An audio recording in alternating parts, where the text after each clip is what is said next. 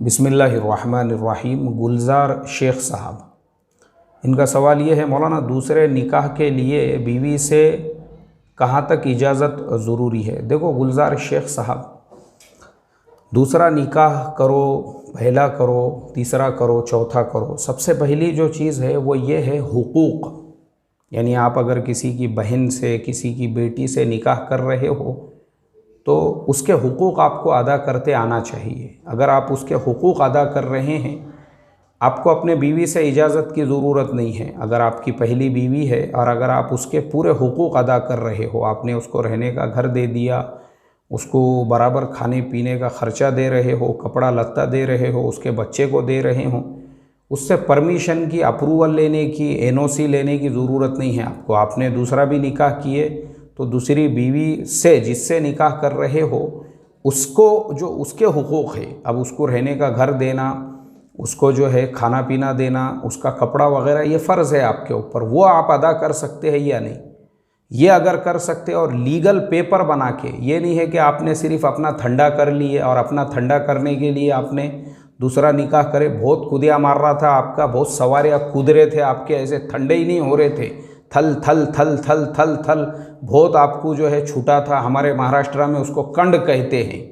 तो वो जिर नहीं रहा था, तो आपने बोले नहीं मेरे को तो दूसरा करने का है, तीसरा भी करने का है। ठीक है, आपने करे, कोई बात नहीं है, आपको शरीयत ने इजाज़त दी है, लेकिन पहले बीवी से अप्रूवल की ज़रूरत नहीं, एनओसी की ज़रूरत नहीं है।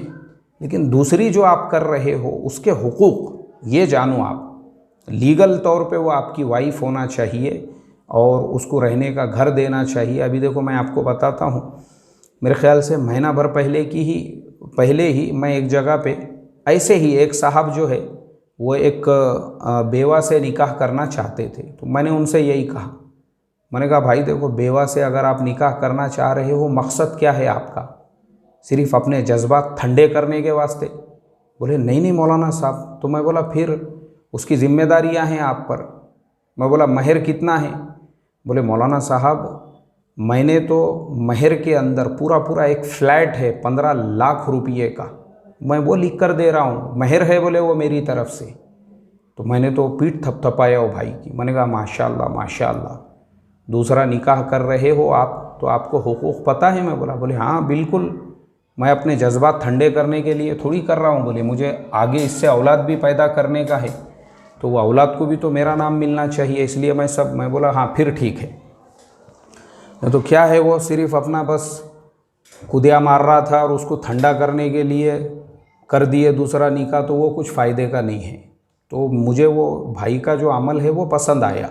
माशाल्लाह 15 लाख का फ्लैट महर में दिया उसने लिख के बाज़ाब्ता। मैं उसको 15 लाख का फ्लैट दे रहा हूँ और उसके नाम पे करके, ऐसा भी नहीं कि मैंने खाली बोले तोंडी ज़ुबानी बोल दिया। तो देखो ये हुकूक है, असल चीज़ हुकूक है। चाहे दूसरी करो, तीसरी करो, चौथी करो, आपको इस्लाम में मना नहीं है, लेकिन अगर आप उनके हुकूक की रियायत करते हैं तो पहले बीवी के अप्रूवल, एनओसी की ज़रूरत नहीं है। जो भी कर रहे आप उनके अपने पूरे हुकूक अदा करना चाहिए। अल्लाह अमल की तौफ़ीक़ अता फ़रमाए। अस्सलामु अलैकुम व रहमतुल्लाहि व बरकातुहू।